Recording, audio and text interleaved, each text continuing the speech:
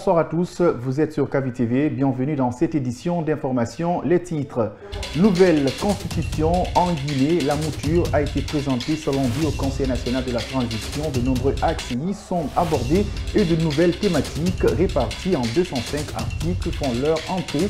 Que sont-ils et qu'en pensent des acteurs politiques? Notre rédaction vous propose tout un dossier réponse dans un instant.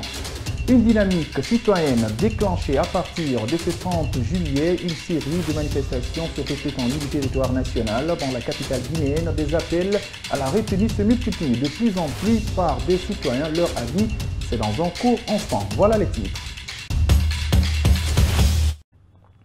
Bonsoir. Le mandat présidentiel, l'âge, les candidatures possibles pour les élections à tous les niveaux. Le Conseil national de la transition a exprimé sa volonté pour un retour à l'ordre constitutionnel. L'avant-projet de la nouvelle constitution définit les axes et les grandes orientations pour les secteurs de la vie nationale.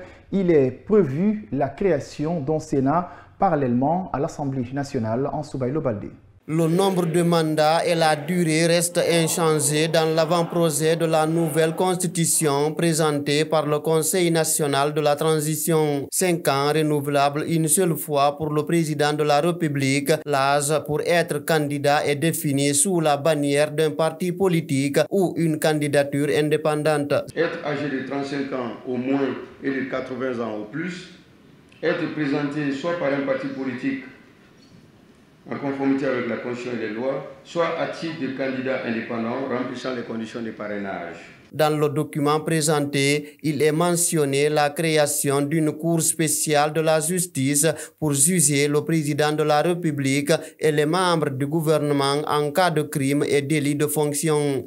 La Cour spéciale de justice, compétence. La Cour spéciale de justice de la République est compétente pour juger le président de la République en cas de haute trahison, de crimes et délits commis dans l'exercice ou à l'occasion de l'exercice de ses fonctions. Elle est également compétente pour juger le Premier ministre et les autres membres du gouvernement pour les crimes et délits commis dans l'exercice ou à l'occasion de l'exercice de leurs fonctions. Définition des crimes de haute trahison. Il y a crime de haute trahison lorsque le président de la République viole son serment.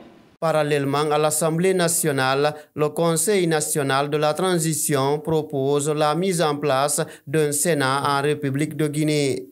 Le Sénat, aspect préliminaire, donc des généralités. Le Sénat est l'Assemblée représentative des collectivités décentralisées et des diverses composantes socio-professionnelles de la nation. La durée du mandat sénateur est de 6 ans renouvelable. Le Sénat ne peut faire l'objet de dissolution. La justice, l'éducation, la santé, les droits de l'homme et tous les aspects dans le cadre de la vie sociopolitique et économique ont été élaborés dans l'avant-projet de la nouvelle constitution. L'avant-projet de la nouvelle constitution a également prévu le verrouillage de la suspension et la dissolution de celle-ci pour une raison quelconque. Il y a aussi des principes et valeurs qui sont automatiquement protégés. Jean-Paul Katebandouno, rapporteur de la commission Loi et Constitution du CNT, il est au micro dans Soubaïlo Baldé. Les principes et valeurs ci-après ne peuvent en aucun cas faire l'objet de révision. La forme républicaine de l'État, le principe de la laïcité de l'État, le principe de l'unité de l'État, de l'unicité de l'État, le principe de la séparation de l'équilibre des pouvoirs, le pluralisme politique et syndical, le principe de la limitation du nombre et de la durée des mandats du président de la République. Tout projet, toute action ayant pour objet ou pour effet de porter atteinte à la lettre ou à l'esprit de chacun de ces principes et valeurs ci-dessous est constitutif de haute trahison. Régime spécifique de sauvegarde de la présente Constitution. La présente Constitution ne peut être invalidée par une quelconque déclaration. Toute déclaration ayant pour objet la suspension ou l'abrogation de la présente Constitution est nulle et de nul effet, quelle que soit sa nature et les motivations de son auteur. Toute déclaration ayant pour objet la dissolution des institutions consacrées à l'article 41, autrement que par le mécanisme prévu par la présente Constitution, est nulle et de nul effet, quelle que soit sa nature, les motivations de ses auteurs et les circonstances. Après la présentation de l'avant-projet de la Constitution par le CNT, selon dit, les acteurs politiques présents à l'hémicycle ont exprimé leurs différentes sur quelques points de ce texte qui sera soumis à référendum. Certains leaders sont déjà opposés aux candidatures indépendantes lors des élections présidentielles. Mamadou Tanouba. L'avant-projet de la Constitution présenté par le Conseil national de la transition est diversement apprécié par les acteurs politiques guinéens. Oyebe Avogui considère ce texte comme une proposition d'avant-projet. Déjà sur les candidatures indépendantes, il y voit des risques. Déjà, nous avons une position sur les candidatures indépendantes. Nous avons dit et nous réitérons que nous sommes pour les candidatures indépendantes aux élections locales. C'est-à-dire aux élections de base. Mais au niveau des élections nationales, il faut très méfier parce que si vous ouvrez les candidatures indépendantes aux élections nationales, c'est la boîte à Pandore. On ne sait pas finalement qui est qui et qui veut devenir quoi par rapport à quoi. Donc il y a un risque très élevé par rapport aux candidatures indépendantes liées aux élections nationales. C'est le même son de cloche au niveau de Hamidou Bari du Parti citoyen pour la défense des intérêts collectifs, PCDIC. Au niveau des élections nationales, on est formellement opposé parce que ça risque de donner la chance à des personnes dont on ne sait pas, dont on ne sait la provenance de leur moins de ressources pour devenir député demain. Cela risquerait de donner la chance à des terroristes, à des narcotrafiquants de devenir députés demain et sera, au lieu de construire le débat politique, cela risquerait d'être un frein à l'épanouissement de la politique dans notre pays.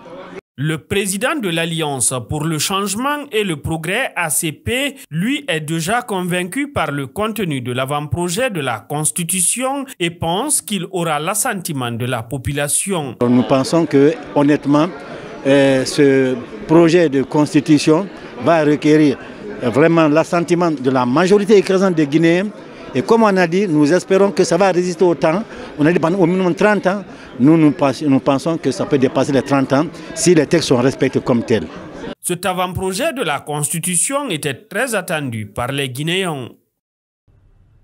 Présentation de la mouture de la nouvelle Constitution en Guinée, le sujet fait débat au sein de la société civile guinéenne. Si le CNOSC se reconnaît dans l'avant-projet de cette nouvelle Constitution, l'OGDH se veut prudente pour toute appréciation en attendant la finalisation du document. Amara Bangoua.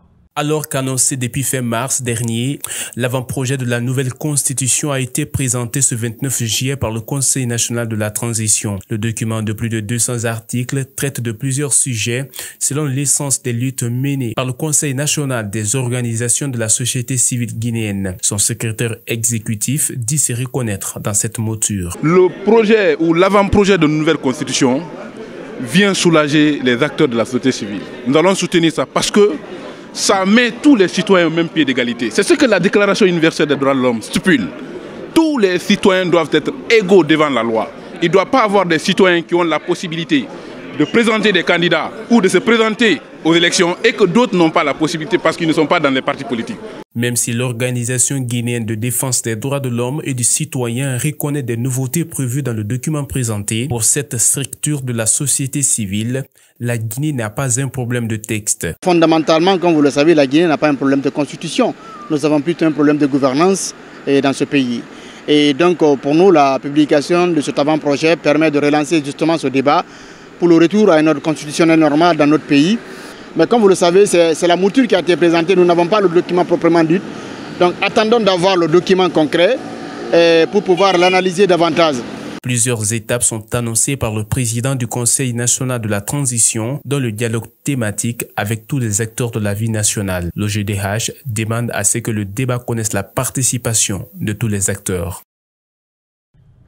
Autre titre de ce journal, et c'est pour finir, en Guinée, une dynamique citoyenne déclenche à partir de ce 30 juillet une série de manifestations sur toute l'étendue du territoire national. À Conakry, des appels à la retenue se multiplient de plus en plus par des citoyens chez qui l'inquiétude est grande. Suivez quelques-uns au micro d'Amara Bangoua, Ansoubaï Lobaldé et Amanatou Diallo.